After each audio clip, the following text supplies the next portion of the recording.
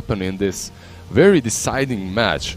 7 Esports versus HIPPOMANIACS. We have the Sand King Oracle was banned out by 7 Esports. On the other side, Earth Spirit, Darkseer, and the Batrider. I don't feel like we're seeing anything too unexpected. The Earth Spirit is arguable first. Well, Earth Spirit plus Darkseer, definitely arguable bans. Earth Spirit on that first spot. Also Darkseer and Batrider banning them out. Most likely they're doing it because Oracle was the second ban of 7 Esports, so you're instantly just dealing with the heroes that they might pick. And 7, they snatched up that Warlock straight away. Yeah, Warlock, HIPPOMANIACS just played a very good Phoenix game. Oh, we're going to see it. It's the combo, Liz. We're going back to late 2018. We're returning to the glorious days. You love these days. Why not? I loved it. You know how much I love playing Phoenix. And like picking Phoenix and Xi'an definitely makes your team fight so easy. Xi'an plus Phoenix also, it fell out of the meta because Xi'an got wrecked. Like this hero just got destroyed hard. Right now he's back, and because of that we see the Phoenix back. And you think that Ursa is a good counter, but he truly isn't. Yeah, you have Overpower to work with, you have your second spell, right, to deal with Phoenix's egg, but if there's Xi'an around rooting you, that's not going to help. Even with the big KB, he can still double root you. He can root you with first, then Overgrowth. And you kind of prepared yourself, because when you address the Phoenix issue this early, there's 3 picks now. HIPPOMANIACS structure around that egg combo. That's very true, but what 7 do know is that HIPPOMANIACS played Morphling with their last game. You guys might have seen it, might have not seen it, but the last game that HIPPOMANIACS played, they opened up with Phoenix Xi'an and then went into X, Morphling, and I believe was they had Huskar? Huskar, exactly. So if you're 7, you know what's coming. They ban out the Naga instead. Also pretty decent with Phoenix and Xi'an. A lot of team fights. I mean, I still like the Axe more, but Axe into Ursa isn't really too great. And yeah, it's an interesting lane, especially with the Warlock there. You get forced out your lane pretty early. In fairness, you don't want to play against the Ursa though. If you're an Axe, it's that type of offlaner that just cuts between the tier 2 and the tier 1 and farms up that way. 10 seconds remaining. So they could theoretically still go for it, and it is, in fairness, it's a Saberlight special. He proved why in the last game. He was the most farmed individual for most of that game. That man has a special way with touching creeps. He touches creeps in a very special way, yeah. Yeah, and it doesn't even require Midas to do it. What You'd did think he had a Midas. He had like 100 CS. 120 when a Lifestealer who's fully fixated on farming had like 90 or 100. I mean, listen, it's over the top, definitely. It's a little bit too much, even for an Axe. But an Axe does farm very well, so that's true, you know? Like an Axe gets a lot. He pulls the creep waves into the medium camp. He gets a lot out of it, especially if you let him do it, right? And he was definitely left to his own devices to just do whatever he can. And now they pick him again, because when you have such a good game, why wouldn't you get him again? The thing is, last game was perfect for them early on, and this is what I'm always worried about. Like when you have a perfect game with the draft, and you do it again, usually what happens is you don't have such a perfect game. First and foremost, you learn nothing from that first game. If anything, you grow a bit cockier, right? Because everything worked. Maybe in this game they aren't as careful with their plays as in that last one. Don't get me wrong, in that last game they weren't stellar at it, right? Yeah, they had some not so careful plays. Exactly, they had some plays that were questionable, but the early game, they had the game in the bag, right? They completely dominated, they won the game, and then they threw it. It might not happen this time around. 7 Esports, they can draft differently, they can draft a draft that's much stronger versus this, but right now, Ursa and Warlock, they're looking alright, but they're not too strong. And this is why, in fact, some coaches and captains even advise against drafting the same lineup twice in a row, because you start to... There's kind of this residual thought process from the previous game. Something a bit autopilot about what you've done. That's definitely true. Basically, I've had this with my teammates. They complained a lot about this as well. So you win one game with, let's say, your 6-slotted Morphling. The next game you pick Morph again, it just feels weird for the first 5 minutes. As you said, that residual feeling that you're the god of the game, right? That you're just way too strong. And you get punished for it very, very often. So, obviously, you have to learn how to deal with it. As in Tier 1 scene, 9 out of 10 games, the same heroes appear on one or the other side. So you have to deal with that feeling, but it is awkward. And Tusk. Okay, this actually works very well with the Ursa because of the overpower with the tag team. Yeah, tag team also, you have the ice shards to block them out, to catch them. But you have a snowball that can deal with the overgrowth and the Phoenix Egg. You can just save your allies with Blink into snowball. But yet again, this lane, Phoenix and Axe, they can definitely be very strong. Treant plus Axe as well. They can be very strong versus Warlock and Ursa. I just wish to see something else from Phoenix.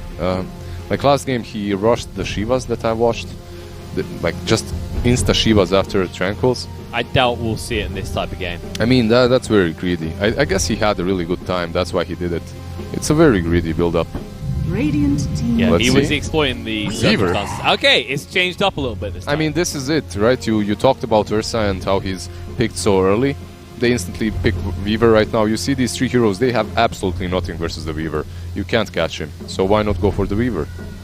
I think if you're 7 right now, you're thinking, okay, we need something to stick on the lane up against the Weaver with the Warlock, right? Because that's actually one of the better ways to deal with him, because you throw out the Shadow Word. Weaver, not exactly known for his tankiness. You can maybe try and force him out a little bit. But you're never really likely to kill him with any of your current heroes. You need something to instantly catch him. You need insta catches. Right now, what do you have? You have Tusk, and later on, perhaps you have Ursa with Blink Basher. But Tusk is definitely not a hero that catches Weaver. Snowball, yeah, it just isn't happening. And if he Weaver, gets trapped in shards, yeah. it's his own mistake. Weaver usually suffers versus Lions, versus Rubik's with Lift, right? You lift into some other stun, like a Centaur Stomp, that used to be...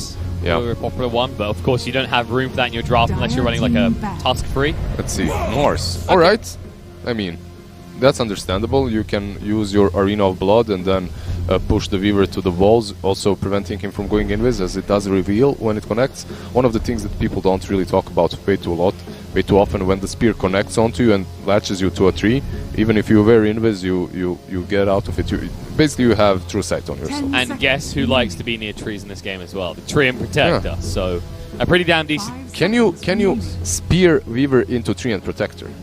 You know, maybe make a shish kebab out of them. I wonder why that's not a thing. Could you imagine if you could do it with friendly treants, right? You just shish kebab an enemy and run under your tower.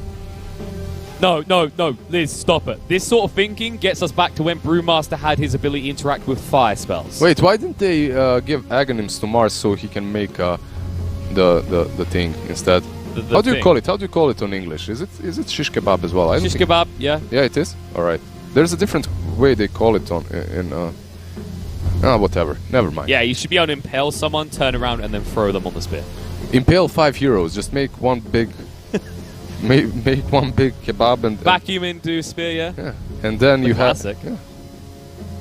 Radiant don't do this, Liz. No, if they are perfectly aligned, please don't. You spear them. And you stick them all on. You stick them on the tree, and then you make a roasted hero out of them. You just roast them. You spin. You spin the spear. Mars Phoenix would be the exactly. combo, you spin the spear, and then the Phoenix Sun rays them. And it's like when you play Omni Knight, you say it's hammer time. You just have to say something like, "Look what's cooking." I had one meal today, guys. This is what happens. This is what happens after 14 hours. I'm a very hangry boy. Slightly hangry. Yeah. Okay, so there's going to be a Lena ban coming up from HIPPOMANIACS. Makes sense against the Weaver because you can just nuke him down so easily. And in response, instantly the TA does get banned out by 7 Esports. This is more indicative of what they want to pick than the worry of what HIPPOMANIACS want to pick after that ban of Lena. Maybe the hero that they send mid is also countered by TA, right? As you just said. So, yeah, the Shrek, not super countered, but yeah, still they don't want to play against the TA. HIPPOMANIACS, let's see what they pick here.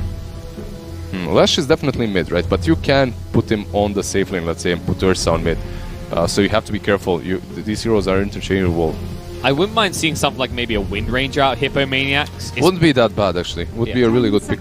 It works really well against Lashrak on lane, and then... The only problem that I see with that pick is you have Wind Ranger plus Weaver as your cores. Yes, which are extremely squishy. Extremely squishy playing versus Fatal Bonds, right? Fatal Bonds, solo targets, they would just be destroyed by any damage. If you Fatal Bond them with Axe and you just hit the Axe, they would die. So maybe something a bit more tankier and teamfight oriented.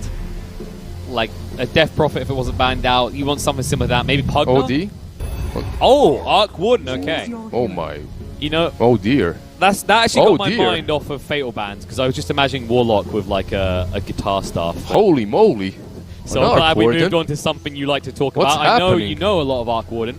This Well- is one of those heroes you spammed a decent amount in the past. Yeah, I spammed him a lot when he was actually a hero. Right now, this Do you not is- like the runes? I mean, yeah, rune buy madness? Aghanims to build runes. Sounds like so much fun. Hey, DDs can decide games at Dota. It's been proven even at TI before, in fact. I mean, there's literally no way I'm buying Aghanims on Arc Warden unless someone gives it to me or I get it from the Roshan. And even then, I would look at my teammates and if they need the Aghanims. As everyone on this HIPPOMANIACS team has a decent Aghanims. Well, Axe, AoE Battle Hunger Yeah. is a little bit questionable. Some players think that it's good to farm with, as you can farm very fast. You run across the map very fast, you get a lot of movement speed, and you also can use it in AoE, right, so to kill the creeps, but I don't think that's good. I think that's pretty bad. Maybe that's just your POS 5 mentality, though. You Look wanna at Axe, look at give Axe how other he people stands, access. like he wants to climb. He's like, look at me, reveal me. Come grab me. Hands up, that's Axe right now, hands up. That's what it is, man. Look, That's not even look, about the axe. he's But there he behind. is. Hands up, Axe. He's trying to actually threaten the tree right now. Get out of my spotlight, because he's all muff at the moment, who has double the wins to losses. Not bad. Leshrak's Diabolic Edict does additional damage to structures, making it an effective siege ability. Did you know that, Killer Pigeon, or do they not use that in your bracket? That explains the Leshrac pick. They have tower push. Axe's Culling Blade can be used to kill the courier. Did you know that, Killer Pigeon, or do they not use that in your rank? In my rank, that's where support Axe was first born. So yes, we knew about this because he ganked mid at 6 and killed the courier. That's where Envy got the idea. So that's how you gank mid. You wait for your level 6 on your rank. Alright, that sounds like a fun bracket to play in. I mean, you've got your Smurf accounts. You can spin on down there I sometime. never played, even my Smurf was not as low as that, so interesting. However, we're gonna see Arc Warden mid versus Leshrac. Arc Warden, let's see this game. Let me analyze this. Arc Warden, first thing I look at when I see Arc Warden is, does the enemy team have any distance cutting abilities? Like mobility, right? Do they have a lot of mobility? Well, they don't, besides the Tusk, right? So if this Arc Warden is to die on this mid lane, they need to commit that Tusk with the Snowball, and after that they can definitely kill him, Leshrac and Tusk. So Who is arguably one of the better heroes for ganking mid that still exists in the game. So it's definitely doable. It's definitely easy for them to take down the Arc Warden. They just have to have Tusk there on level 2 or 3. And I think it has to be before level 4 in Arc Warden, because then we've seen what happens in these gank attempts, right? With the Magnetic Spark Field, Raves. Spark Rates. I mean, still I think they can take him down. But There might be a price to pay in response to that yeah, point. exactly. Later on, are they strong versus Arc Warden? They are if the Ursa gets an early blink and gets on top of him. If they do not, it's very difficult to take down. Also, there is a possibility of Mars getting that blink.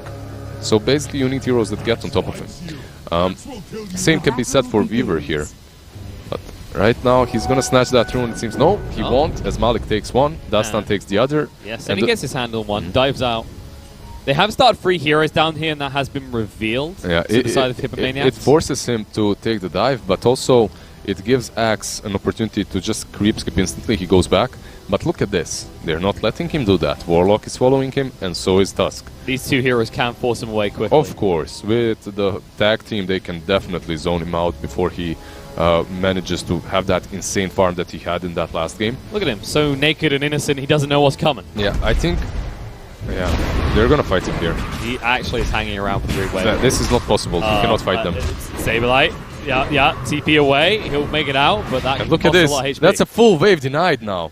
That's horrible for him. Wow. It would have been much better if he just TP'd out. Like, they just lost a wave. And if he TP'd out straight away, then all you use is the TP. Now you have to TP back to base. You're an Axe, not really a hero renowned for playing from behind in terms of XP on a lane. Or movement speed. Your movement speed is garbage. So because And of that, also, it's worse because once you get to that lane, there's an orb of venom on this Ursa. No, this lane started horribly wrong for them. I think what they needed to do is send Zenny with his Phoenix there, because with the Phoenix you have dive, so you can get out. Speaking of him, Big close, and he's gone back to base. Okay, so that's 2 heroes heavily XP reliant in the laning phase. they just lost this lane. Time. They just lost this lane instantly. And in fact, goes and does the same thing, and Warlock and Tusk can just follow and zone him out again. And they might just do that. Yeah, Yep. they spotted him. They have this ward on the entrance of their jungle. You see that one, the Radiant ward? It's giving them so much info right there. And now they see him again. Hello, mister. Are you going to try to He doesn't kill have a the creeps TP again? either. He can't actually do this. He's going to die this time. Tag team slows him down. Shadow Word is on him. If he gets away, he gets away with next to no HP. At least he can take the creep wave away this time around. He gets away, I believe. Maybe Phoenix helps him They too. have another Shadow Word. If they can stay in If range. they have the range. Oh, Oh, haste! the haste! Oh, how no, convenient! Just gets it though. Well, would have been convenient if he picked it up. Instead, Saberlight is going to die here. Какой ti bešenia? As the tag team, final hit will come out. It's actually There we Goddamn go. that gets it with a Shadow Word. They get him, and now they can catch Sandy as well, as he's... Oh, you know, they heard you say this lane is dead, this lane is done, so they're trying to give more XP to their mid. At least someone can have fun, but can he actually? Well, there's nothing on multi-brand. No, in fact, he has to back away. Still in level 1. Should be fine. There's Goddamn with the healing word. So Supreme at least benefits from this farm. You know that Axe's game is done. 0-0 last hits. At least some stacks were made, but Last it's a level game, 1 spin. 125 last. It's minute 13. I'm wondering how many is he going to have in this one. But he's happy to have 1 so far. Yeah, they definitely read the way they were about to play that lane, and they punished them heavily. Malik is suffering a bit from this top, but still, it's nowhere near as bad as Axe's situation. He's out of regen, actually, so he may just have to go back, pick up some new regen, and come out to the lane again, which means Weaver is left to his own Mid devices. lane, Leshrac getting really, really low. Oh, final hit comes out. Supreme gets the kill. Radiant's middle Yeah, tower he is was under a little bit reckless there, went a bit too far, got caught by 2 spark rates, and then finished off. With that flux level 2, it slows you down quite a lot, so... And this is the thing with Leshrac. I mean, look you put at the out a lot of courier. damage, but you're not tanky. Yeah, but look at the courier. He had like no. 4 items in it. That's one of the reasons he died. So now Tusk, he's rotating in. Long TP. Has level 2, so he has the shards. They want to punish Supreme straight away, but Muff is And they nearby. can, definitely. Get chase through. Ice shards to block him Oh, off, and Muff he can't missed. help. He missed the stun, but Supreme, can he stand his ground against his living armor? Won't keep him up alive. The Fairy Fire won't do it either. He puts down a Spark Rate, but it's too late. He's dead. Yeah, and then he rotates in, but really unsuccessfully. As you said, this type of hero, if you can actually close the distance, it's a pretty easy kill, and they proved that right there. He was really... They didn't really close the distance. They just used ice shards and block him out and then close the distance, right? It's not like they used the snowball. He was just out of position. Usually when I'm talking about heroes that can catch him, it's because he's usually not out of position. He's on his high ground, right? Covered with spark rates, using them to scout. But technically, if you get close to him, if you don't close the distance. I mean, you're right. They've closed the distance on the Saberlight. They definitely did. You're right, but not in the way that I talked about. Saberlight is so wrong in this game. They closed the distance on this axe as well, and they wrecked him, right? And he closed the distance to the fountain once again. A strategy which is usually employed by your supports, not your cause. Oh my god, Senny taking so much damage from this Warlock with DD. He's gonna have to use the dive here. 100%. Shadow Word, alright, Okay, not 100%. now he's going to back away. Goddamn wants to get back to the lane. Make sure anyone that shows up gets punished, because right now Ursa is having the time of his life. 34-12, and anytime someone comes to the lane, they're just free chowder for him. We see the axe rotating top, and perhaps it's going to be Weaver that goes bottom next. I mean, Weaver versus Tusk is really good. Versus Ursa, sorry. Oh, they see Muff. Yep, they just G-ward him out. Muff trying to escape, but it's too late. One more hit will do it. Can they get it, though? Slowed down by the Fire Spirit. Senny will dive away, get the other rune. They'll get the kill on the Muff. At least Senny picked up a bounty. Yeah, that's the silver lining. He managed to take that bounty rune. But overall, this laning stage is going horribly wrong for HIPPOMANIACS, so far at least. But they do have the Arc Warden, which is a really scary late game hero when he gets that Midas and whatnot. So we'll see. He has that at level 6 right now. And if you're Hana, you should be careful. Once he pops that level 6, he's going to have 2 fluxes. You can't even hide next to the catapult because he's going to be spamming spark rates. Although they're going on Supreme They first. can Oh, the ice shard's just off the mark. Yeah, that's level 3 without snowball. Imagine if you have snowball instead. Gotta get that damage. It's closing the distance, not the damage. That's the thing. And that's the thing, like, you got these 2 points of tag team, but without a point of snowball, how do you actually get close enough to utilize it? And it's not even that good versus Supreme. When you're mid, Leshrac and Tusk, they don't hit very often, so it's not too good. It would be much better for him to have 1-1-1 at the moment. Oh look, finally a lane where Saberlight can go between the tier 1 and tier 2 and do something. He can farm the neutrals. There we go. I wonder just how much time he's going to spend here before Malik and not much more Multibrand. time. Yeah. Oh dear. They'll move with the tag team. He should be gone. He just doesn't have a game. Minute 6, he's level 3. Like, Tusk has more net worth, I believe, than him. Let's check. Tusk net worth, yeah, more net worth than Axe.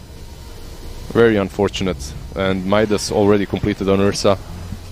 This is concerning when we said this is one of Saberlight's most well-known heroes, one of his signatures. I mean, you saw what he did in that last game. He was just completely ham with it. He dominated them so hard. This game, however, he is the one being dominated. And that's what, like, remember what I said during the draft. You pick the same lineup twice, and suddenly, if you really dominated hard with it, it doesn't work the same way, right? They find a way to punish you, and you're a little bit reckless because it went so well. And Axe is one of those type of heroes that when you make that sort of mistake for the first 5 there we minutes, go, mid lane. you're out. One Flux is down, but he ports out. Yeah, he knows the counter strategy to the Arc Warden is just TP away. Well, You can't really do that Top. all the time. I'll save a light. Could you just stop? This man is already dead. The call's going to come out to make sure he's not pinned against the wall. They might still get him though with the tag team slowing him down. Pin him against the ice shards instead. You and what army? This army. As they get another kill. And Axe is all but out of this game. There's going to be some serious carrying needed, as you mentioned, from Supreme. Yeah, he feels as naked as this set of his. I mean, he just has nothing. Look at him. 2 stout shields and blades of attack. Hard game. Mid lane, though, they have the snowball to work with now. And with Leshrac around, Supreme has to go back. He has no mana too, so I guess he's going to shine and farm the jungle until he finishes his Midas. If he goes back into the lane, oh, this could be not smart. Let's see, Supreme does have that ward to work with though, so he should see Tusk. But still though, Tusk is much faster, he has boots. Yep, moving in right now. Supreme is falling back. They can't get close enough though. You know why he went mid? Because Axe is using his jungle. Oh, Tusk. He's just out of range of the Flux actually, so they can't catch on to him. Weaver ported in. Weaver has arrived indeed. Yeah, but down you Spark can't Wave. really, yeah. It's a lot of wasted effort actually. You're never going to get this kill. He has ice shards to work with, he can block himself out, he can snowball out. I'm surprised Curry didn't just time-lapse back to his lane at that stage. Like, you can see it wasn't going to be a kill, but this might be. Maybe he tries to turn it into a kill. I'm surprised they didn't try for the Flux play.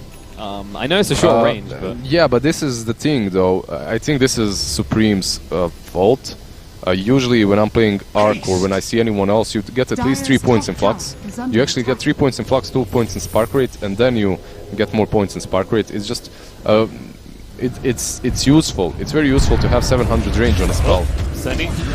Turns out Malik has the range at the top.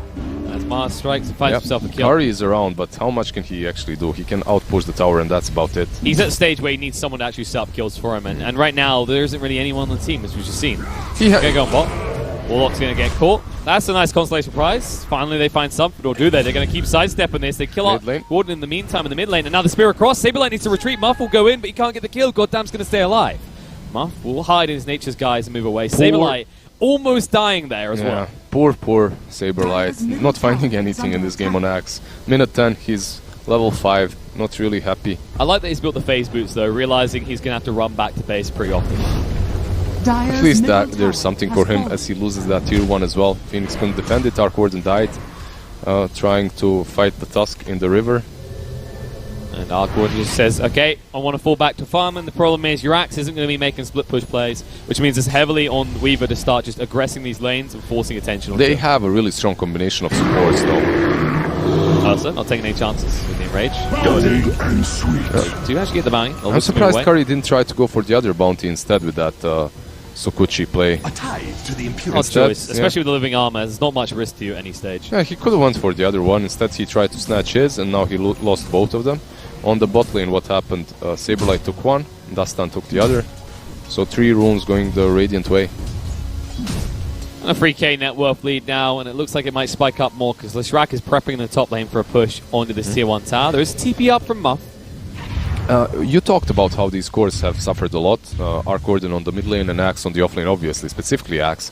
But you still do have Treant and Phoenix. With minute 10, they can take those tomes. You're going to have a level 6 Phoenix right now, level 6 Treant Protector, and instantly you can fight. So your two supports are definitely very strong. You can see the Treant running in. Gonna get the route, Snowball coming in on him. Boris Punch, he's gone though. Gonna move him right now, dive through, the egg is there, they'll find the kill on Leshrac. They should be able to follow up for the one on the Tusk as well. He can't escape quick enough. This egg was not necessary. They had the kill on Tusk, I'm certain, as Leshrac died way too fast. Yeah, without Leshrac, they don't have enough AoE And also, Treant went in before he even used the tome. I mean, he still didn't have level 6 even with the tome, so it didn't really make a huge difference. Top tower is under he gives his attack. life to the cause. They slow down this kind of push tempo that comes out from the side of Team Kazakhstan. Yeah, but this is now the opportunity for Radiant to take fights again and just take towers. You can see Leshrac instantly ports stop, goes for this tower, I believe, as there is absolutely no reason not to. There is no egg, right? Without that egg, they're pretty much useless on the side of Team Czech Republic. Yeah, this isn't the last game where the axe is a threat and he can jump you with the stunts, with the calls. Curry can't really hang around because he takes too much damage as well. They actually clip the tower perfectly timed. Time-lapse coming up for Curry. The rock gets dropped and they'll kill him off. The bug has been squashed and the tower has been claimed. Yeah, you can't fight. I don't know why he's trying to. What? He should be farming. Okay, Golan wasn't finishing tower for a moment there. That was a bit weird. They'll move away. Both supports, as you said, kind of irrelevant. Yes, you have the overgrowth, but without the egg, you don't have that big wham, that big fanky man. Yeah, you just need the egg. That's it. Like, you have to be dodging these fights until you have it. Axe obviously cannot fight. For a long time. For a long time. Arc Warden, he can perhaps delay them with the magnetic field, but that's about it. You just need the egg. Dire's bottom tower is under Not the egg in 20 seconds. Tusk gets himself away with the ice shots. Yeah, pretty well played by him there. Okay. Well, I tried. You expect that. Even at this level, you know, Tusk spammers. What do you mean even on this level? Well, tier 2, tier 3, right? People see it in tier 1 all the time. They think that these other players don't practice. Saberlight, oh boy. Ursa slowed down. This could be a good bait if they manage to he's going catch to him. TP away. They actually don't have a way to kill him off. Yeah. Not a lot of stuns there. You have the call and you have Treant, but once those are used, there's nothing on the other heroes. And if Axe goes anywhere near that, he dies anyway. Mid lane, they might catch. No, they won't. No, he knows. Trees, not safe. Stay away from trees. Tusk is around too, but yeah, he as well isn't really going closer to the trees. And he's got the double braces, so he's pretty tanky. Not an easy kill in itself. Most certainly not. Meanwhile, Ursa top of net worth with a decent lead because he went for that Midas as well. Already has his Blink Dagger up. What do we have on the side of Dire though? On the side of Czechia or Czech Republic, we have Supreme moving towards his Maelstrom, getting closer. Maelstrom and Midas does allow you to fight, but it's not perfect. Like it's mostly farming oriented, right? Yeah.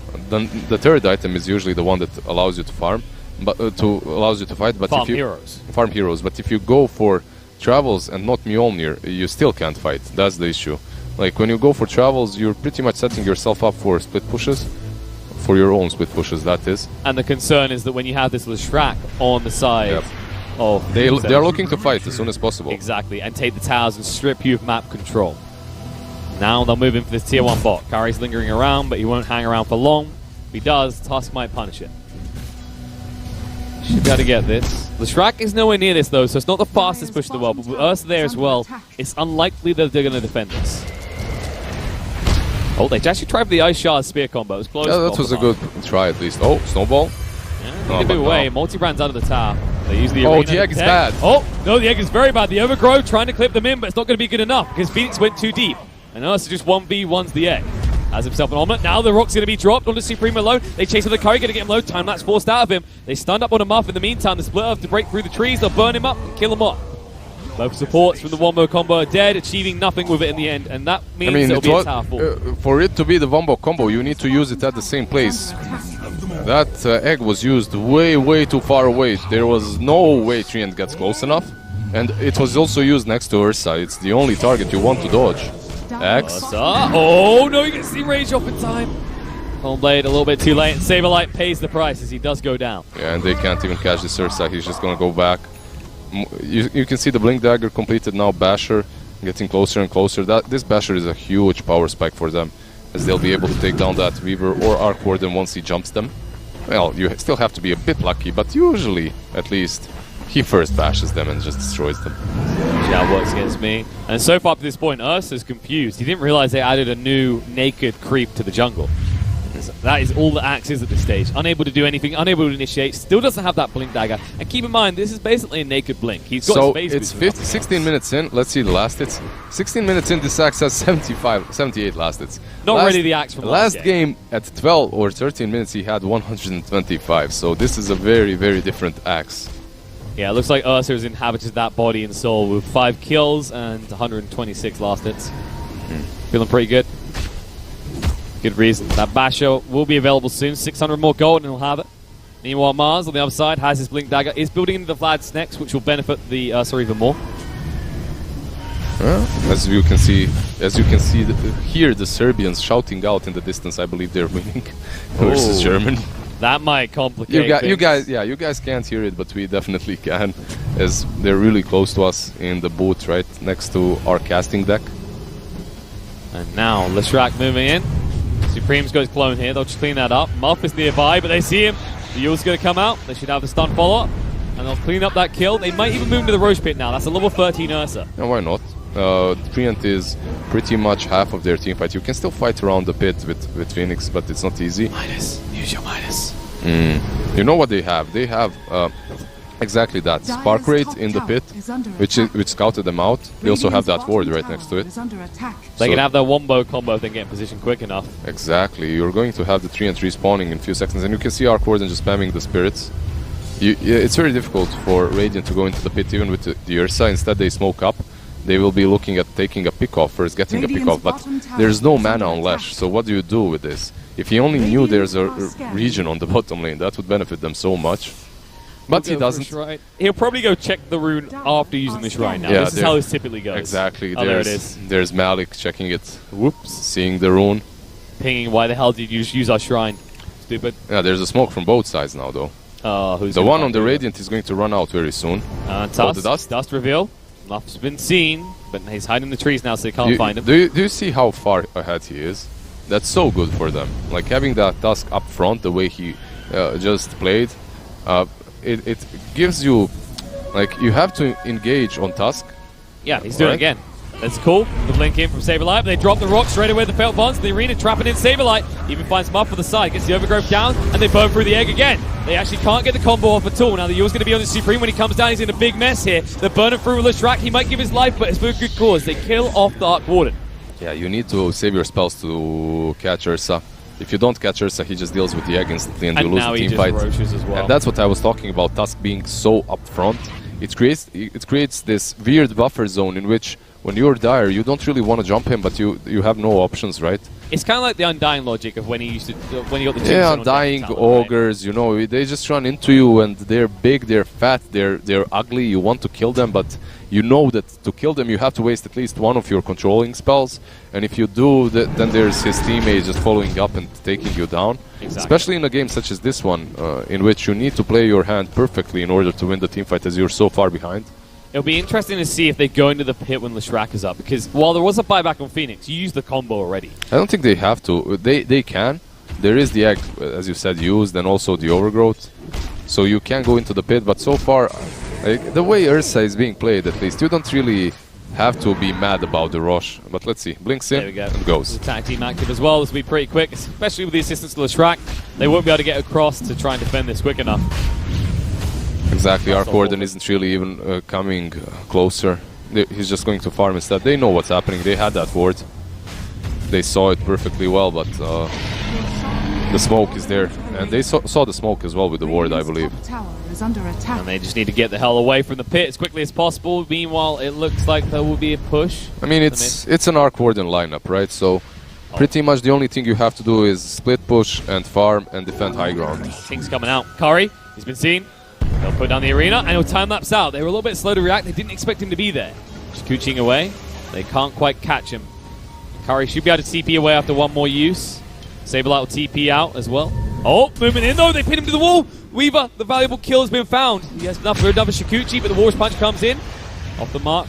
Can actually control him up. Curry getting low though because they see him the whole time. Leshrac burns him down. They kill him off. Yeah, he actually tried to turn there, but unsuccessfully. Arc Warden is porting top, but that should be the clone, right? Oh no, the real one. Oh no. Can they get this kill on Ursa?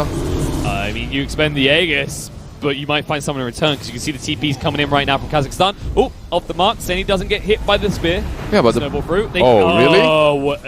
Why? Okay. Why would you use your egg there? I guess.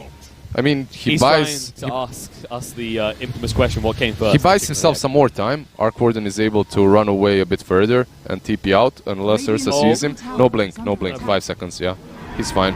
He's mad about it. He wanted that. Instead, he's gonna go bot Muff. I mean, they got the egg. You don't have the egg to teamfight with. You still have the Aegis on Ursa. Oh no! The first hit bash. The curse is true. And Treant is dead. Meanwhile, on the top lane, they're taking this tier 2 without the Ursa. Yeah, it is only the Treant that you took down, so it's not really the biggest deal, but taking that tier 2 on top lane is more important as you're just slowly slowly taking their whole side of the map, and this Arc Warden is soon going to find himself just unable to farm anywhere. At least he went for travels though. Like, I didn't like it at start because it allows you, I mean, look at it this way, if he bought those travels, maybe they could have won a couple of team fights. But when you lose them more. But yeah, if they lost the team fights with the Mjolnir, then the game is just done. As you can't travel across the map and get that extra amount of farm, and you can't even split push. The good thing about that move from Ursa down to the bot lane is he pushed this in all the way, and the rest of his team is over in the mid. So they're actually going to try and get rid of these tier 2 towers together. Ursa, with the Aegis, are confident to be left alone. They're actually hanging on the high ground to see if they can dangle him. I mean, this same Ursa should have Abyssal flying out to him right now. So with that Abyssal, he can jump on almost anyone and take them down. There was a lot of control from Dire team, from Team Kazakhstan, but no, actually Czech team. Yeah, from HIPPOMANIACS. Czech team, HIPPOMANIACS, but they just didn't manage to use the egg and Treant a couple of times in a row, and after that everything kind of fell apart. Maybe it's the long days setting in. You know, they have been here a long time, and we've seen HIPPOMANIACS before. This is not of character. That combo is very threatening, and it's not considered one of the most ridiculously difficult ones to pull off in conjunction. Yeah, definitely. They have the skill necessary to pull it off. They just have to find the composure now. Dusk guess is wrong. They thought that the Treant was hanging outside the base. He was, in fact, pretty far in, and he'll be glad for it now. They'll push up onto the high ground here. Phoenix needs level 12, and they need the halberd on him, which he's buying right now. He needs to finish the halberd and also get that level 12. Level 12 is really important. That tag becomes like much more difficult to deal with as it goes from 7 to 10, from 5 to 8 attacks. So jumping in, the stun's going to come out. Axe the target with the enrage activate. They can't get him though. Sun Ray keeps him alive. The magnetic field does help as well. So this egg is going to be expended. He was very deep and he's punished for it. Now with all the spark rates, he's going to have to blink out instantly, I believe. Can he do it? He can't though. The arena's going to go down. The snowball save's going to be there. They actually pin Arc Warden against the wall. Now the rock gets dropped as well, but suddenly the double Supreme is stuck inside there. The buyback comes out from Axe. They're in full retreat, but the egg perfectly placed this time to stop that retreat plan. Ursa down. Can they find more? The Shrap being chased on. He's going to try for the TP away. Saberlight has the call though.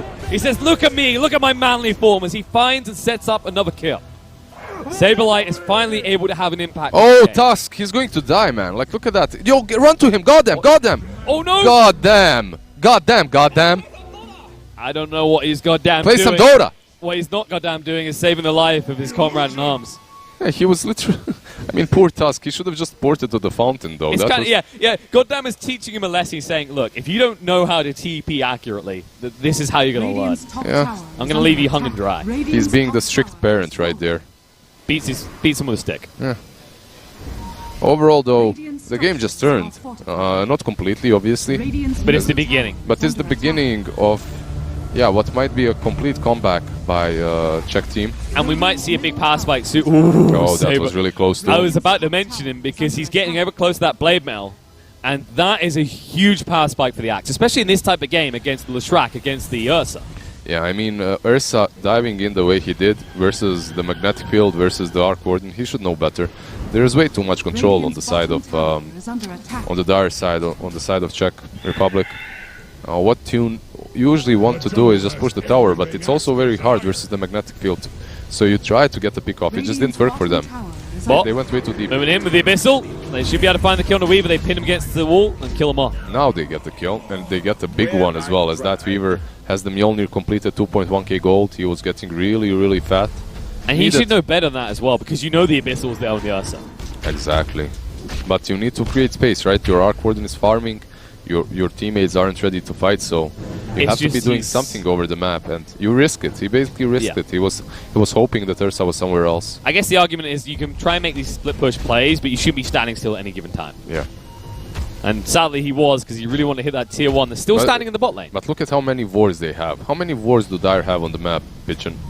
Now, I believe it's 2 sentries. 2 sentries. Did I win? Well, no observers. No observers. You won a cookie. Good job. I'll give it to you later. Nice. Magnetic field. Let's see if Ursa can give someone a cookie. He's getting ready to jump in. If they come out their base at all, then Kazakhstan will jump. Well, they did come out with the Tempest double. Not really the best target. You can't really go on him. Also, oh my god, it's so problematic. This game might last. They can't push, and even when they take down the tower a bit, the Treant is there to heal it up. Oh, this is This is one of those disgusting combos to play against, honestly. It's just like when you see Treant and Arc Warden, you just don't want to play anymore. You see them and you're like... Or even the Phoenix as well. You're in a choke point against some Rain. Yeah, you're feeling like, okay, I completely destroyed them in the laning stage, and afterwards, but what now? It's the tinker factor. Although if you kill Treant like that, that's what now. Yeah, you can just one-shot him that way. That works. That always works. It's quite potent. Something we didn't mention on is that the tag team does work with God's Rebuke, which is actually quite a lot of damage. That's basically 2 War's Punches when you think about it. There we go. They can push now. They need to use this Edict to push, actually. That's a way for them to deal with it. At least they have the Lash. There is no magnetic field. I mean, it doesn't work versus physical damage of Diabolic Edict. So needs to be a little bit careful. They try to go for the call, they miss it. The arena. No! He catches no one! They went deep with the egg right away, and the Chaotic Offering thrown down with a failed bonds. They'll get rid of the egg, and now they can turn around with the rest of the team. They need to get up on the high ground and defend. Upheaval is slowing them down right now. The Tempest double running into Leshrac, but Leshrac is pretty healthy. We'll be able to back away. They do hold, even though they use that tech again very, very aggressively. Remember, like what I was telling you about feeling way too strong after a dominating game with one hero, after a game in which you completely wreck the enemy team. I believe Zenny is the one that feels it the most, the after effects. As with that Phoenix, he's diving in places he definitely shouldn't be diving in. Luckily for him, Malik is feeling similar on his Mars in this game, as we saw that arena. It was his idea was correct. Get the Phoenix, make sure that egg never comes out. But if you commit a solo arena like that and you don't actually pin in the target, you're just useless. That's true. We see the smoke coming from Goddamn and the boys. They're moving towards that top lane. Kazakh boys, they do want to take a fight outside of the Dire base for once. Can they find anyone? This Muff... in the trees, happy and content. He's very hard to catch. And they have a Spark Grave down, so they can try and scout out any movement. And Kari will just TP away, knows something is not right. No. Muff. No, they see him. They're going to move him right now. They guess wrong with the God's Rebuke. They hit him to a tree on the side, and they'll clean up. They definitely do have heroes to catch him with. So it's not easy, but they do have the heroes. At the same time, I believe what they were attempting on the Dire side is to smoke up. As you can see, they gathered as 4, and also there's 2 smokes on Phoenix. Sadly, the tree is dead, so why would you smoke right now? I believe it's also good for them, as Phoenix is very close to that halberd. He can buy it at the moment, actually. Don't you want to save for buyback? Not really. In fairness, the way Senny's been playing, he's probably going to egg straight away. If you die, your egg is dead, right? So that buyback can help you, but I believe... Like, so far, because of his over-aggression, he hasn't been caught before using it. If you use the halberd on Ursa, you don't die in that tech. It's as simple as that. So I believe halberd is a good investment. And smoke coming out. Kazakhstan on the prowl again. They won't find anyone, but Roche will respawn in a few seconds. Now this might be a perfect opportunity for the side of HIPPOMANIACS, for the Czech team to try and counter any Roche attempt. There's a BKB though on Mars. Is there a BKB on Ursa? Yes, there is. But you still have the egg. Yeah, you still have the egg and the tree and to play with, but... And the pit gives you interesting placements. The problem is they're too slow out. They're too slow. They're already taking Roche. You can smoke up right now in your base, but... You won't be quick enough. You'd have to no TP way. Shrine. No, this Aegis is gone already. It's taken. Aegis and Cheese go in the way of Team Kazakhstan. And they'll give the Cheese to Leshrac. Yeah, Dastan gets that Aegis. Cheese goes to Leshrac. I'll at least use the Arc Warden's Tempest double in the bot lane to keep this pushed in and force someone to come back. Buys you a few seconds, but Eva, he want that DD. He almost paid a price there because the Abyssal was ready. Kari will move away. Ursa still chasing, realizes Blink is on cooldown though. There's very little mana on Weaver. He has to be careful. Yeah. With that Abyssal. He has the wand. He'll use it to TP out. Nursa, he's an upset bear. He thought he was going to find a playmate. Not able to do so. So they keep the crucial component of their defense alive as Weaver, he is the damage in the middle of a big wombo combo. Alongside the Arc Warden. They actually need every little bit they can get now with the Aegis and Cheese on the side of Kazakhstan. And it looks like Ursa's going for a Desolator next. So just interested in just stacking up. Yeah, I guess it helps you with the push, right? Yeah. Hit on the Desolator. As so far they have failed at taking any of the tier 3s, considering how strong they were early on. Yeah. Very unfortunate. He has that Midas. Use the massive Midas. I stopped looking at him because he does this regularly, but the Abyssal coming out. Nope, time lapse just in time. Curry will move away alive. Yeah, very unfortunate with the procs from Abyssal Blade. And use your massive Midas, sir. There we go.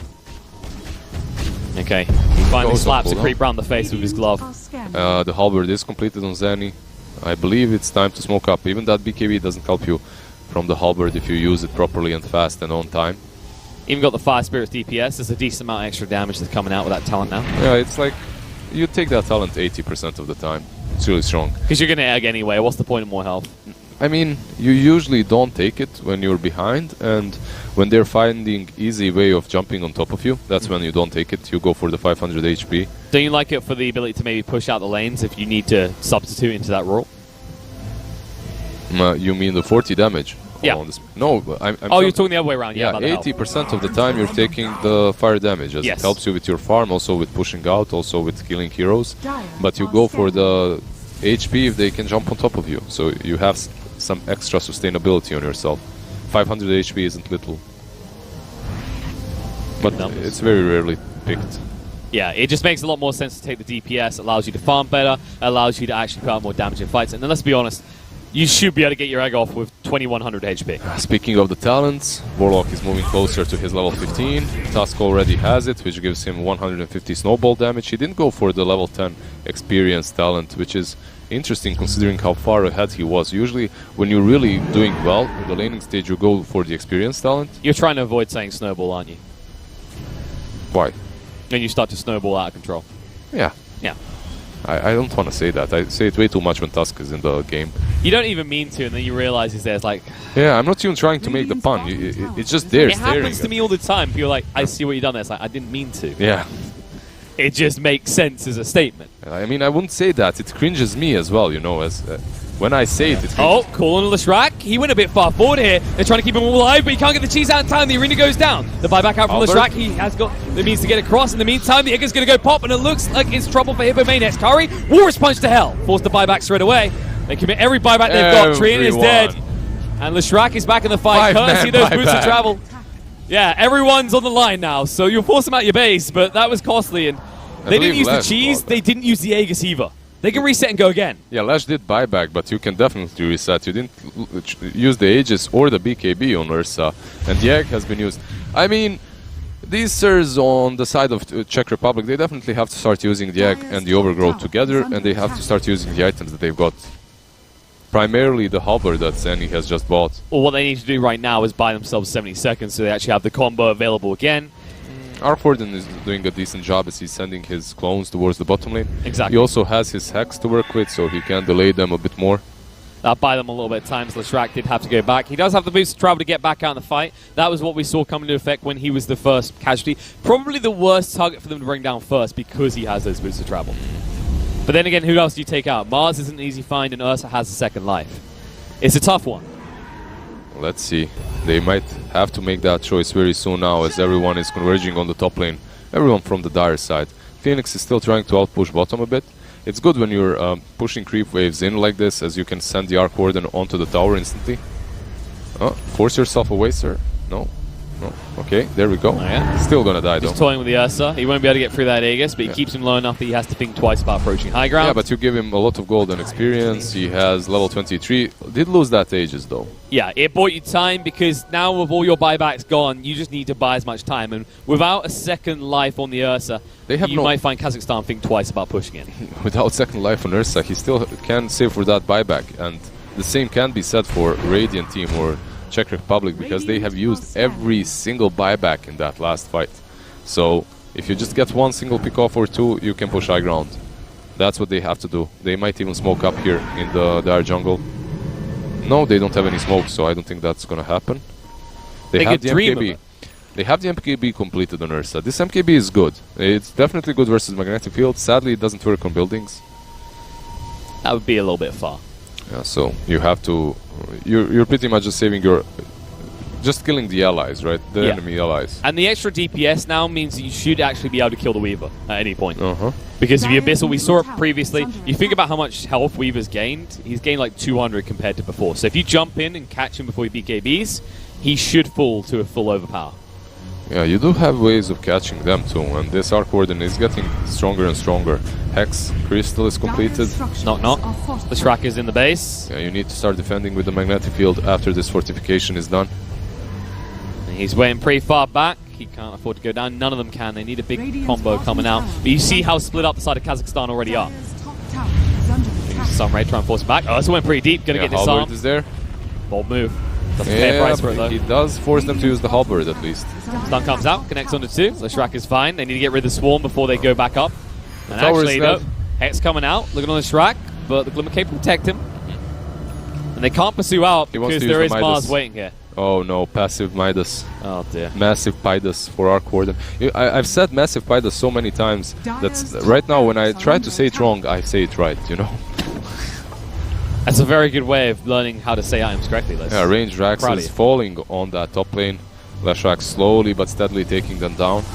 They're hoping that Kazakhstan get a little bit overconfident, maybe when they retreat here. They know they're going to have to give up one lane, There maybe. we go, The Abyss jump will is jump there. in, Hex going to come out, though. The Egg's going to drop. The Arena's there as well, but they can't reach the Egg in time. The Overgrowth. Now, they're going to throw down the Rock Golem. Can they do enough here? Saberlight's still alive, They pinned had up the against the wall. damage, They're going to though. stun him through, and Ursa, he's first on the hit list, is going to go down. They need to get the rest of them out. Mars down to half HP already. Just burn him through him with these Maelstrom charges. The Shrek is healthy, but the rest of them are not. And they still see them with the Swarm out in the tusk. They'll find the kill, the Column Blade. Saberlight gets the call. And they'll find a second one as they converge. Can And they the get the Shrek, Lash? they're going to keep on chasing forward here. They're scouting out. They've got No the call call. in 1 second. Not No, they enough. can't get him. Supreme not close enough to use that sheep stick and already used the 4-star. Remember what happened in that last game that we watched when they played Phoenix and Treant? They were the ones that rushed high ground and got repelled time after time. Perhaps they're the ones to repel the enemy now multiple times in a row. I mean, it was a damn big goal to in fairness. They did succeed at doing that. It's a big swing, and they also, let's see, Roche will respawn in 1 minute, so they're not lucky with the quick Roche respawn, but they can perhaps take a tier 2 or 2. There are 2 left on the map for them to take. Both lanes pushing in. There's a 30-second window. I think you don't overextend your welcomeness. You take 1 tower and back away, most likely here. Yeah, you want to be defending the high ground if you're this team. You want to be defending the high ground and you want to be split pushing. It gets much easier once you get 2 tier 2s down, as you can split push 2 different sides and threaten high ground, which forces heroes to think twice when it comes to taking Roche or pushing high ground, as they have to defend their own high ground. It's strange though, it gets much harder when you're playing versus Arc Warden and 2 sides are revealed. When only 1 side is revealed, it's a bit easier. You can send hero there to outpush it and travel back in. But when 2 sides are up, it can become significantly more difficult. And Arc Warden is getting close to that Bloodthorn, so you're going to get to the point where 1 hero can't actually deal with the Tempest double alone.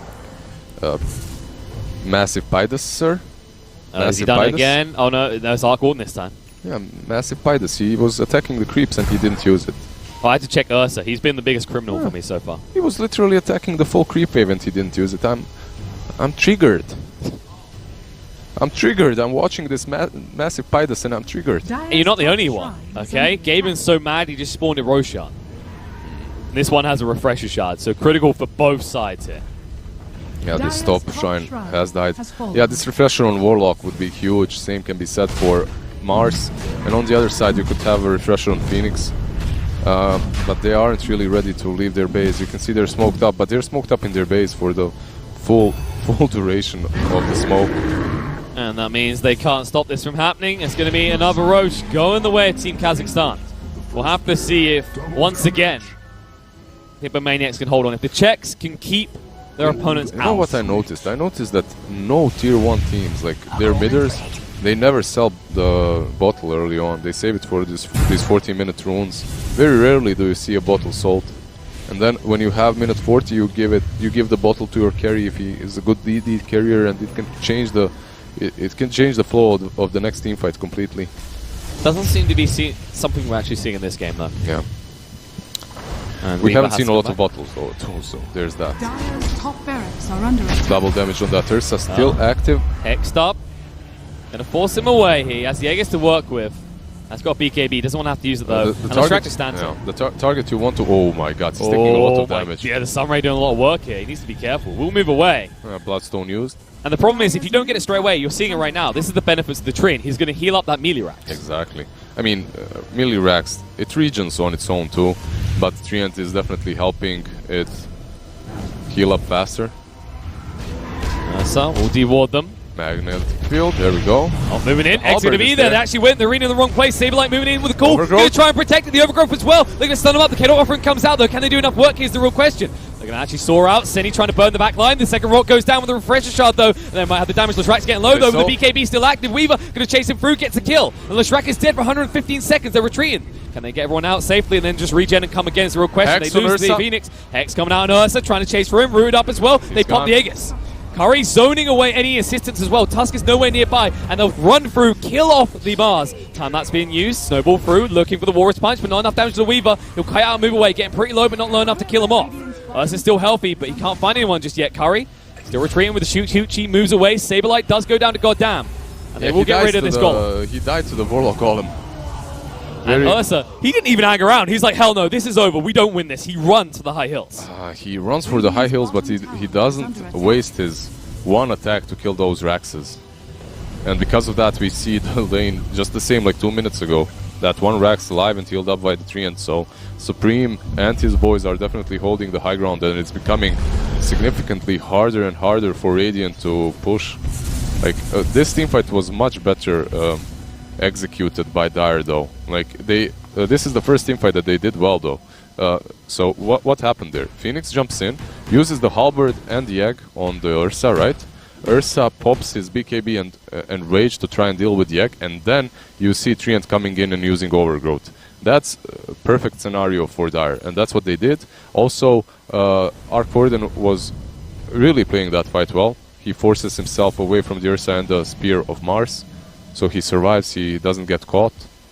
And then he hexes the Ursa, prevents him from hitting the building and the most Treant. importantly, Saberlight with the jump in with the cool right underneath the egg, just as they would have cleaned it up so quickly. He bought that crucial window of time required for the egg to even go pop. Yeah, definitely. Definitely layering the stuns correctly, though, because there was a delay before like I said, the fight was perfect. It truly wasn't at the end as Axe died to the golems. Yes, that was Perhaps. interesting. Yeah, but so far he's been one big golem in this game. He hasn't really done a whole lot. But He's got his fists out mean, just like they do. in the laning stage, he hasn't really done a whole lot. After that, He started to deliver. For a guy with 12k net worth, this is impressive. Yeah, he's recovering. For what wouldn't his, go that far. Yeah, for what his lane was. Yes. And how he played early on, he's definitely recovering. It'll be a miracle if he has more Golden Tusk by the end of this. What do you think about Etherlance on Mars? Allows you to cast that Arena of Blood, I guess, further away. Spear. It's not Spear really is working benefiting out from it. against the Phoenix so far, is it? Yeah. I'm not certain what the plan is with that. He's never catching. He always tries for the Phoenix. He realizes how important it is, but Senny is always too quick off the mark. He dives out every time. When And even if he doesn't, when you you can have net. Etherlance on Spear of Mars, this is going to be my question. You have more range Do on you it, get right? more range on Spear of Mars? No, I believe you do. Yeah. But my question isn't that. My question is, does the spear move faster, or does it move the same on that range? That's That's an interesting thought. Yeah, I'm not certain because... Because Hook doesn't move faster, right? Yeah, and if it doesn't move faster, it might even make it a worse spell, not a better one, as it makes it a much harder skill shot, right? Quite But, yeah. possibly. If it moves at the same speed, no matter the distance, though. Because that's the thing, it moves at the same speed no matter how many points you put into it, right? So in theory, it's a fixed speed integer that doesn't change based on range. Nerded. Senny is getting close to that Shiva's Guard, although buybacks are just as crucial at this point. The only one without a buyback right now is Goddamn. There's a Bloodthorn almost completed on the Arc Warden. Actually completed, not almost. He also has 3.5k gold in his stash to work with. And this is where you could actually potentially force BKB charges out of the cores on the other side. Especially this Ursa, who's still got a 9-second BKB. Yeah, right. Yeah, and if you look at that Ursa, his item progression, he has 8k gold almost saved up. He needs to buy something. He needs to do something with that gold, and he sells the Midas. Like, I completely understand why he sold the Midas, but this game might last a lot longer than he expected it to. So, selling that Midas might not be the best choice. At least keeping it in the backpack, or keeping a Hex in the backpack until you're about to fight. And it looks like Team Kazakhstan are starting to roleplay HIPPOMANIACS here, as they're copying what the Czech stack's been doing for this game. They TV all the way back to their base, and they get pretty defensive. They need to actually try and de-ward. As you know, with how much aggression's been coming out from HIPPOMANIACS in this top lane, they must have wards down. And Axe is... Okay, yeah, he's going to TP away. He's lingering around a little bit long. He'll get out. Yeah, that spear did not connect. And now Axe just goes back to the bottom lane to farm. To outpush. That's one hero on the Dire side. I mean, also, there's this argument. Dire, or Czech boys, they had a really bad start. and they're still managing to fight them off, right? What happens once this Axe gets a couple of items and Weaver does the same? What happens when this Weaver has this Skadi completed? He's going to be able to tank up, he's going to be able to juke this Ursa, but that Ursa has a Hex. Does he know where Weaver is? That's the question. Maybe he can jump him. But there's Lincolns. Yeah, so that's the big problem. you have to use Abyssal and Hex instantly after, or the other way around. It's potentially feasible, but it's not easy. Especially considering in that window, if Treant is watching and Living Armor goes out, you don't have the physical damage to burst down. You don't take him down even, that's true. This Treant is level 17. On yeah, you have that level 10 plus 2 Living Armor block instances. So we'll see. On level 20, he might take the 2 seconds Nature's Guy's route. That can help definitely versus the Ursa even further. Interesting scan coming out considering Roche can't spawn just yet. I guess they're imagining, are they setting up for it? We've been way too late to contest every time. Maybe if we know this information, we just start to move out and set up around the pit. I mean, usually in 99.9% of the games, teams do write down Roche, but every now and then there's that one odd game in which team forgets it, right? So. And it is a long day. Yeah, it's a very long day. When did we get here? Like 8 a.m. or so, right? So, so did these teams. They came very soon after us. I think that we started at 10 with the broadcast, so it's been over 10 hours. Wait, no, sorry, I'm looking at the wrong time. No, it is. Yes, over 10 hours. Decently long day for 7 best of ones, best of 7s. That'd be different. You started the broadcast at 10, and now it's 22. That's over 12, not over 10, right? Oh yeah, yeah. My brain is. See. Maths goes out the window past 8 hours, Admin. You know this. You don't have math in that head of yours anyway. It's fine. I know numbers. I can count to 10. That's all I need to do. There's 10 heroes in Dota. That's all. That definitely. What about kills though? How do you deal with that? Or am I here for that? One team has 3 and 2. The other one has 1 and 6. That's double the numbers. Together we can count to 100. That's why we're here. Yeah. Together, if we join use both forces, our hands and toes, we can get to 20. God no, that sounds like a terrible 10v10 mode. That's also not true. You can do more. You can get 40. It's 20 on your side, 20 on mine. 20 each though. 20 aside. All right. I'm reeling this back, baby. You're not tricking me. I think I hit into I think something. you broke me. I think I broke you. Yeah, that's true as well. Roche won't be up for a minute and a half, so they'll linger around the pit. Really, Hippomaniacs are like, we don't care about Roche. We're not going to come out and check it. We're just going to chill and base. I'm just going to leave the camera here in the mid. I mean, honestly, I don't blame them. Can you zoom out a bit and leave it in the mid? That's how you do it. There we go. There we go. Welcome to Hippomaniacs' play area. Yeah, I mean, they just want to do this, what they're doing at the moment. You see our cordon on the bottom lane? Oh yeah, it's getting to that point. You can already see the damage coming out to Supreme's Tempest double. He doesn't even have that shard ready, and he also has the Midas. He also wasn't attacking the tower. He kept attacking the Shrek. He has 2 items that he can swap out, and then he's going to become that insane beast that you can't deal with any longer. Skadi should be completed by Weaver any second now. He has 8,000 gold. And buyback after Skadi as well, and he can possibly even buy another orb if he wants to or something. But no, saves the buyback. And definitely not an easy kill anymore. So much extra HP there now. No longer can the Ursa burst Double damage on the bottom lane. Has that plus 200 Kuchi movement speed, so very, very hard to kill. We're all playing Speedy Gonzalez here. Yeah, I mean, they still have ways of winning these fights. If you catch them in your arena of blood, it can be problematic for Dire to fight against you, but still. So far, it feels like it's been a while since we've seen a good arena coming out from us. He's been denied every turn, always looking for this Phoenix. Do you see how they've turned and how they're actually positioned on their side of the map? I'm speaking about Radiant. Yeah. I think they feel that they're no longer in full control of this game. They failed too many times when they pushed this high ground. They were way too greedy. Now the Rosh spawns, so perhaps that's going to give them an advantage, as that's an Aghanims also that can be dropped. This could be big. Will be dropped. And are they moving out? Do they want to smoke up here? They should be there already. Yeah, this is a mistake from Hippomaniacs. They might get there in time, but it's going to be a rush. And nope, there's the rage. There in time. Bash comes out, not enough on the Ursa to slow him down enough though. No, don't Eggs. go back. Don't Big Flylash. Really? He gave it away. Okay, there we go. Ags on Warlock. That makes a lot more sense. Ags on Warlock refresher. Suddenly this Warlock is Monka ass, man. This guy is so strong.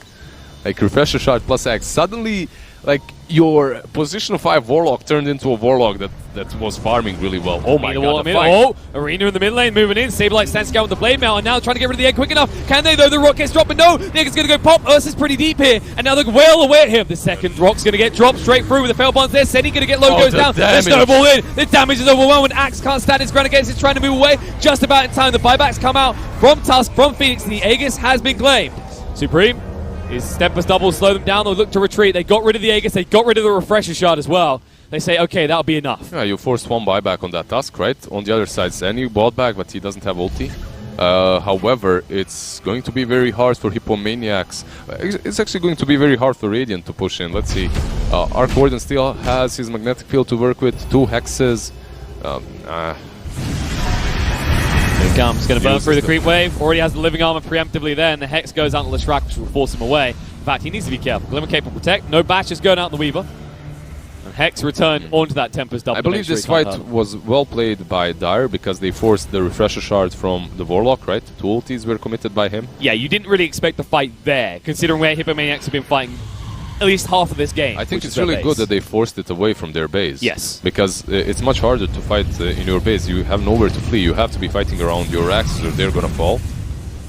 Interestingly enough, Warden not using that magnetic field on the tower. You might get a tier 3 tower, but that's the best case scenario at this rate. In fact, maybe not even that. With the living armor just starting to heal up again, you got a magnetic field to zone them away. Split up is there. They'll clean up the Tempest double. But they are just zoned away. I think what the thing they have to be worried about right now, if you're Dire, is Mars jumping in and spearing you. Yep, he's going to go straight in on the Weaver. Magnetic field try and protect him, but no, they can't get him out of this. He's dead. Axe is going to respawn. Buyback's going to come out. The Treant buys back as well. They need to get out. The BKBs are running out. They can commit the egg right there, and there it is. The cool Saberlight jumping in with the BKB and the blade mail onto 2. They'll get rid of Mars. Looking forward onto the Leshrac as well. He's going to go down. No way out of this. The Snowball Tusk. No way out. He's going to try and blink to safety, but Saberlight, he has his blink sooner, and they see him with a swarm at all times. They're going to chase him down and run him through, and in the end, all you got from that was a tier 3 tower. I think what the plan there was for Tusk to jump in and snowball them out and away. Unfortunately for him, they broke his blink somehow, and they managed to stop him from doing that. So I think it was Senny jumping so soon with a burn. Yeah. Overall, though, very well played defense by Dire once again. The Czech boys definitely proving to be very, very hard opponents to beat in this game. And they did save a crucial buyback. Axe didn't have to buy back in that. Yeah. He's so pivotal for them right now because that blade mail with so much health on him. You've seen the damage it does to Leshrac. You've seen the damage Ursa can do to himself. Curry had to buy back though too, so they did force out a couple of very big buybacks. I told Ursa? They see him here. The TP on right now. He's going to use the enrage, but there's the cool, the blade melt, hexed up. Ursa found outside of his base and ran straight through. He does have buyback, but they commit the rocks. Why? The BKB won't protect him, and now you have no ultimate on the Warlock. That was a fatal error from Goddamn. That's a huge error. They have 3 buybacks, but they are going to have to start using them very soon. I guess they want to wait these 20 seconds out from Leshrac. They don't want to buy back immediately. If they don't, though, this is one bad side. They're trading the side for the buybacks, it seems. Now they're going to accept one's going down. Mars is up in a few seconds, and Leshrac in 10, so it's unlikely HIPPOMANIACS stay around any longer. Yeah, this late in, I guess if you lose the buybacks... They're not happy. They want more. Yeah, they definitely will. Ursa will buy back. There we go. And they'll move away. It's pretty much what they waited. They waited for these 2 heroes to be up, and then you buy back on Ursa. It's okay, though. They left the Supreme Tempest double here. He's actually trying for a kill on Mars. The stuns will be out in time, though. Glimmer Cape reduces the damage he takes. In this kind of a situation, you shouldn't be too trigger happy with Ursa's buyback. I think you need to wait and see if they actually push into the 4 heroes that have just respawned, right? And if they don't, then you don't buy back with Ursa. If they do, you buy back and you port into them. And you punish it. On the Raxes, and you punish it, right? Exactly. Because now if Ursa dies, this game is over. Yeah, but it's very hard to make that call, as they should be really frustrated with the way the game has went. They completely dominated them early on, but Treant plus Arc Warden is just pure filth. And truth be told, they had opportunities. They definitely had ways of finishing this game, but they were a little bit too eager to fight in some situations where they didn't have to, and they were too eager to dive way too deep, and because of that they did get punished in the end. And now, as a result of that, look at the net worth away. It's just spiking back to even after what seemed like a dominant display for most of this game from Team Kazakhstan. Now they definitely feel up against the wall. This Arc Warden, He's reached that super late game scenario where his Tempest double alone can snipe one of Yeah, you he out. has a shard and 5k gold. Like, he can literally just sell this Midas and buy a butterfly for himself, and he'll still be very strong. Of course, you want to keep that buyback at least. And his net worth now sitting at 45,000. Much further ahead of everyone else. Weaver is catching up to the Ursa as well. And Weaver, he's going to that Daedalus next, at which point he hits like a truck. And with that much health, he's actually as tanky as one as two. They're going to smoke up, though. So this looks like they're trying to bait Kazakhstan into pushing mid so they can wrap around. They're strong enough to fight. Are scanning. Like, they're even strong enough to fight with the smoke. See what they can do. They're just going to bring the Tempest double out, keep this pushed out. Looking at levels, Phoenix should be the next one to hit level 25 at this rate. Not a bad place to be at this stage of the game. Either talent can be pretty effective, especially the max health, heal and burn. Usually you go for the hit count, almost always, as it definitely helps out a lot versus heroes like Ursa. They, even with the overpower, you don't take him down. You get like, what, 7 bonus attacks? Yeah. And he has, with Aghanim's 13, plus the plus 3, you have 16. So even if he refreshes that, he still needs 2 more hits, which is never going to happen. Yeah, it's not as many people can right Oh, now. Oh, that's Golem raw. pretty early. The preemptive strike going in, but they can't find a target. Now Ursa going pretty deep, going to hex up on the tree and trying to finish him off, bring him down, will get the kill. The arena was committed, the pin is there, they get the kill on the Phoenix. The combo is not available, but now the damage is still there for the side of Hippomaniacs. They move in, looking for the kill on Ursa, going to get him blown off. Snowball to save his life. Hex is out on the Saberlight, he's trying to retreat through the upheaval, but slowed down. And now the enrage is there, they turn around, trying for the kill. They'll find it, Axe is down. Buyback comes out. The Shrek down to half HP. BKB running out though. They need to get the hell out of dodge pretty quickly. Saberlight jumping in, trying for the opportunity. Turns around, finds the kill in the Tusk. They won't not find more though. It looks like the rest of the side team Kazakhstan will retreat. Man, these guys just woke me the hell up. Like, I was dozing off with this game. I was done. I was going for full Resident Sleeper, but... And they made the right move. That was finally we saw the preemptive move. Yeah, but how they did it as well. They just jump in with that golem, right? They just slam the rocks on their faces. And I also like the fact that Ursa, he didn't even go for the Arc Warden. He just used the big KB and went for the Treant instead. He realizes the combos was killing him. Exactly. The combo of the Treant, the Overgrowth, the Roots, those are the things that are keeping them at bay. Those are the things that are stopping them from taking anyone down. And when you realize that and you go for these crucial pickoffs, everyone else has to be afraid as they have no control, right? That Arc Warden cannot hit you if he has no control on his side. And if you're Team Kazakhstan fans, you're praying for a quick respawn on Roche. 45 seconds until it's up. So praise the game, and it's not the longest spawn time. The problem is, the combo will be alive again at that stage, and there is a window of opportunity where you do not have the Golem.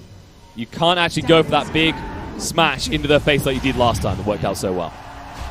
Nice snipe on the Diacoria. No items were on it though. It was actually heading out to pick something up. Probably the Butterfly. Yeah, probably. Most likely the Butterfly for the Arc Warden. And how much stronger can you even get on this Arc Warden? You can't. He has Aghanims actually, by the way. He has Aghanims Sinted on him. So he can create those runes. Yeah, time to create some bounties, man. Hey, they're worth a lot at this point. We're 60 minutes in. Yeah, but he's not creating it. Look, his clone. You're a failure, Supreme. Make the bounties. He had the massive Pydus and now he has the massive Runeforge Pydus. What's the rune? Come on, Supreme. Reveal it. He's like, no, guys, if it's a DD, I want it around the Roche bit. Wait, it's... Feel the arcane. It's the fact that it's completely random as well, so you could easily just end up with bounties constantly. He has Rassive Poonforge. There we go. I did it. It took me a while, but I did it. Please stop. Rassive Poonforge on Arc Warden and a massive Pydus. Poonforge. Okay. Yeah, Poonforge. Got it. And Roche is being claimed. That's going to be another axe. Hippomaniacs, they don't care about Roche. There's literally a cheese drop. There's an Aghanims dropped as well. You don't have room for this crap anymore. I mean, Tusk will pick this one up. They finally Who decide. do you give the Aghanims now? Do you just take it as Is it Ursa? Ursa? I think it's Ursa. I mean, he does have it in his inventory, but he doesn't have to be the one that uses it, right? Oh, he didn't does. take the enraged duration, though. There we go. That's to be expected. There you go. He has got an axe to work with now. So enrage on a much lower cooldown, and if he gets stunned, he can get out of it. There's still hexes on the other side. Yes. He can deal with. But yeah, it's significantly harder to kill him. And now you have got a Radiance on the Phoenix as well, so that missed chance will come into the equation potentially unless you insta-beat KB to clean up the egg. He has MKB. which he needs to put in his inventory. So It's hard to have room though, Liz. Where are the runes? Why are there no runes on the dire side? That's my question. I don't know. He Looks like should them around. he's got his Barfly though. Yeah, he did. He went to top lane to buy it. And they hex up the Tempest double, but they don't want to commit heavily onto it. You can't. Like, how do you commit onto it? It's gonna kill you, man. Look at that. Lamake protects Leshrac. He'll be able to move away, but it's a preview into what you maybe do to them here. They know that the ward is on the cliff now. They scouted it out with those hits. And they will get the gold for the Tempest double as well. Now with that down, there's a small window for them. Warlock instantly going to ward it. There we go. It's a very small window though. He has Invis now. Why is he not creating the runes with his Tempest doubles though? Hexed up, moved in pretty deep. Snowball save's going to be there. Where are you going with the Snowball though? Nowhere. The creep wave, and now Cork's going to be there. Egg's going to be dropped. They can't move across to the Phoenix quick enough. Ursa moving in right now. I don't know if he can get through it in time. The Kato offering both thrown down, but no. There goes Pop. They're going to be able to hold for this. Trying to chase through. Looking for the kills. Looking on the Tusk to get low. Eats the cheese, stays alive. Hex going to come on to Weave in the meantime. He needs to retreat from this. And now Snowball on the side. Looking forward on the axe. They might be able to get him stabilized. Going to get low. Looks to retreat, but the final hit comes out. The buyback committed by the track. He needs to get back in. Ursa getting pretty low. Will go down. The Aegis has been taken away. And Malik pretty deep will get the kill on the tree. They need to still hold against this. Phoenix down to half HP, pinned up against the trees. He will die. They'll chase away Supreme. He is still alive though. The buybacks come out from the Phoenix and from the tree as well. Warlock commits one as well. Everyone's throwing everything in this fight. Malik getting pretty low. The Hex is going to be on the Weaver, so he can't chase through. Nice split off there. Forced up to get Weaver away. Can't afford to go down here. Has timeouts available in a few seconds. War's Punch does a lot of damage. Will be able to move away quick enough. Snowball drags Tusk even deeper. He just got back into this. He can't afford to go down like this. He's got the DD, but can he find anything? Stun's going to be on Senny. Going to get pretty low. Looks like he's in trouble. And now that's going to be the dieback. He is going to go down. Phoenix is nowhere to be seen for 120 seconds. They're going to run through the base and melt through it, but if they lose all their heroes, it might be for naught. 120 seconds about Tusk. It's getting pretty low. Standing his ground against us in the meantime, but it looks like the boat room is gone. No way back into this. 125 seconds on the sideline. And Supreme. It is the Supreme show. He's going to reign Supreme. The buyback comes out. Ursa getting back involved in the fight. Can he do enough though? They're going to find the kill. The buyback comes out from Weaver in the meantime. Ursa in the base. The Hex is out into Supreme trying to retreat right now. Overgrow. Not enough though. The enrage to protect. Ursa able to move away from the Overgrowth. There is a buyback on Arc Warden, but there's only one barracks on that top lane left remaining. And they're going to try and defend it, but Lesh is already in there. They need to get rid of him quickly here. No BKB for 14 seconds. This is your window of opportunity. Curry moving in. They get rid of the creeps. Leshrac. BKB coming out, trying to get him down, but the Hex is there. It won't be enough to protect Leshrac. They're going to get through him. He's going to fall. He's gone. And they're going to be able to chase through for more. Muff dies in response. Malik trying to move in. He's going to pin Arc Warden against his own racks. He desperately tries to defend. Hexed up, trying to move away. He has got the buyback. Going to commit it right now. Turn around to Ursa. He's down. No buybacks left. We're going to get the Warlock away, but now you're in trouble because both the Weaver and the Arc Warden live through this. Who cares about the Warlock? Just go straight down mid. Go Weaver, for the throne. ignore it. It's not worth it. Go for the throne right now. Supreme moving towards the mid lane right now. They'll find the kill. Pop goes the Golem, but what can you do with it? That Golem can actually take the Raxes now. That's what he can do. You shouldn't have done this, man. Use the rock to kill the Raxes. Backdoor protection should come up soon. Curry. Come on, ignore the Weaver, man. Whatever. He's buying a lot of time. But this Weaver is going to buy travels, so he has 8,000 gold. Exactly. And Supreme, he could just go throne right now. They can do this. Man, buy the travels, sir. You don't have to run there. Okay, he won't buy the travels. He's going to run there. HIPPOMANIACS. There's such a huge window. Tusk is up in 30, but where is your damage? This is a huge window. They won, man. They've done it. They've done it. Even a Divine Rapier from Weaver, you can hear them screaming. They know that this is done, and as a result, the GG comes out. HIPPOMANIACS. What a game, man. What a fantastic game. Holding on the high ground for now 40 minutes against the overwhelming early mid-game aggression coming up from 7 Esports. We said this was going to be a game, Liz, and it did not fail to deliver. Yeah, 65 minutes in, they do, like, you can see how happy they are. Just they're hugging each other. They have qualified for the China finals.